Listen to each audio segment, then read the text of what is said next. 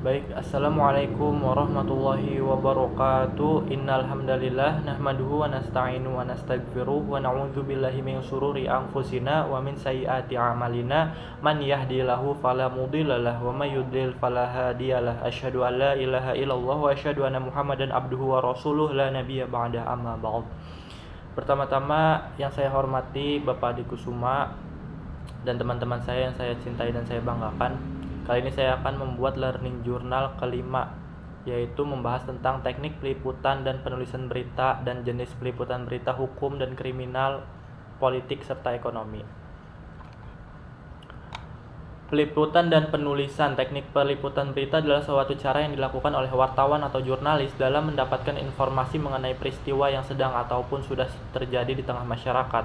Maka dari itu, peliputan berita merupakan salah satu tugas utama seorang jurnalis. Penulisan berita adalah proses penyusun dan mengkomunikasikan informasi terbaru atau peristiwa penting kepada khalayak melalui media massa seperti surat kabar, majalah, situs web berita, atau siaran televisi atau radio. Lalu jenis peliputan berita itu ada 4. Pertama, berita kriminal, 2 berita hukum, 3 berita politik, 4 berita ekonomi. Sebenarnya masih banyak ya, cuma kemarin dijelasinnya cuma 4 ya. Berita kriminal, yaitu berita kriminal adalah keterangan tentang segala kejadian yang bertentangan dengan kesusilaan seperti pembunuhan, perampokan, pencurian, penodongan, pemerkosaan, penipuan, korupsi, penyelewengan, kecelakaan, razia yang dilakukan oleh aparat bunuh diri, psikotropika, dan lain-lain. Teknik peliputan berita kriminal ada 5, yaitu pertama, mengumpulkan informasi awal dengan cara memantau laporan polisi atau sumber-sumber resmi lainnya tentang kejadian kriminal. Yang kedua, mendatangi tempat kejadian perkara atau TKP dan mengamati langsung TKP untuk memperoleh gambaran kejadian, mengambil foto atau video pendukung sebagai bukti. Yang ketiga, mewawancarai narasumber. Keempat, mengumpulkan bukti pendukung seperti mengumpulkan dokumen resmi seperti laporan polisi, berita acara, dan lain-lain. Yang kelima, menyusun laporan. Lalu ada berita hukum. Liputan berita hukum merupakan jenis liputan atau kegiatan jurnalistik yang berfokus pada peristiwa atau kasus-kasus yang berkaitan dengan penegakan hukum dan sistem peradilan. Teknik peliputan berita hukum yaitu ada 4. Pertama, sebelum melakukan liputan, biasanya wartawan melihat dan mencatat data-data persidangan yang dipampang dalam papan pengumuman.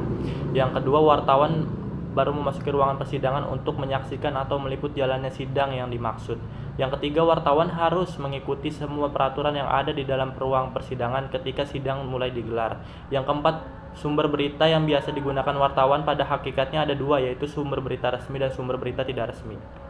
Teknik penulisan berita hukum yaitu ada 7. Pertama, akurasi fakta dan data. Kedua, objektivitas. Ketiga, narasumber yang kredibel. Keempat, struktur piramida terbalik. Kelima, netralis. Keenam, sertakan konteks dan latar belakang kasus untuk membantu membaca memahami situasi secara utuh.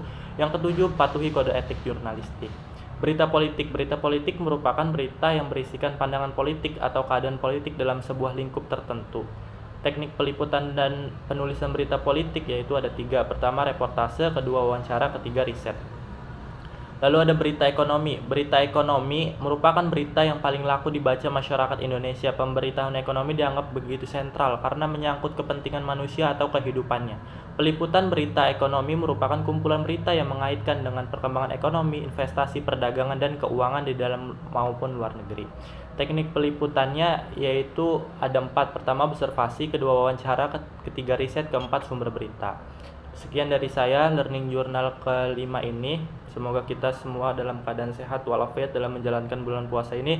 Pesan kali ini yaitu, marilah senantiasa kita berhusnuzon atau berprasangka baik-baik terhadap manusia maupun kepada Tuhan kita, yaitu Allah Subhanahu wa taala. Kurang lebihnya mohon maaf. Wallahul muwaffiq ila aqwamit thoriq. Wassalamualaikum warahmatullahi wabarakatuh.